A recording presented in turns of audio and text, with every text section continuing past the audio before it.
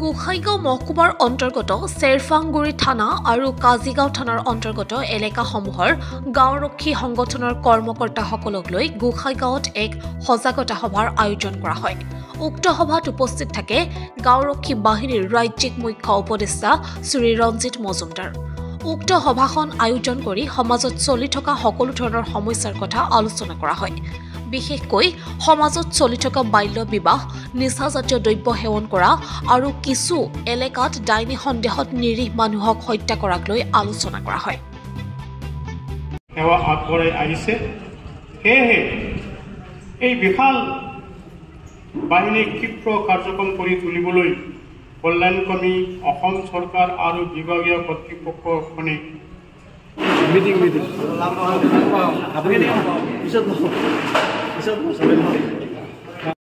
আজি গোসাইগাঁও থানাৰ অন্তৰ্গত আমাৰ গোসাইগাঁও মহকুমাৰ অধীনত যিখন থানা আছে 4খন থানা গাঁওৰক্ষী বাহিনীৰ সদস্য সভাপতি আমাৰ সম্পাদক আৰু নায়কসকলৰ এখন সজাগতা সভা অনুষ্ঠিত হয়।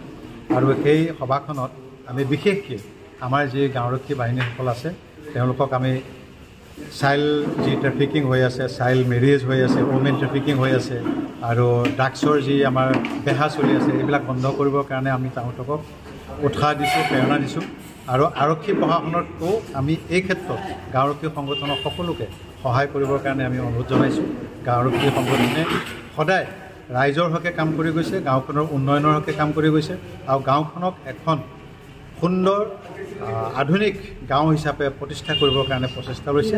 সেইখিনি আমি গাঁওৰক্ষী বাহিনীক আৰু যাতে উৎসাহ উদ্দীপনাৰে কাম কৰে তাৰ বাবে আমি আহ্বান কৰিছোঁ। হয় ছাৰ, দেখা গৈছে যে গাঁওৰক্ষী বাহিনীয়ে বিনা স্বাৰ্থত কাম কৰি আছে। চৰকাৰৰ ফালৰ পৰা বহুতবাৰ এনেকুৱা আহে যে একাউণ্ট দিব লাগে, পইচা দিব বা মাননি দিব, আজিলৈকে নাপালে কিছুমান গাঁওৰক্ষী বাহিনী। এই ক্ষেত্ৰত আপুনি কি ক'ব?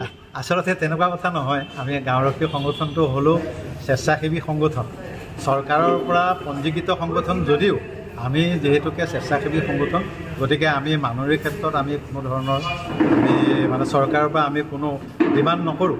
কিন্তু তথাপিতো যিহেতুকে আমি চৰকাৰৰ এটা পঞ্জীভূত অনুষ্ঠান, গতিকে চৰকাৰে আমাক আউট অফ পকেট মানি এটা দিয়ে প্ৰতি মাহে 2,500 টকাকৈ।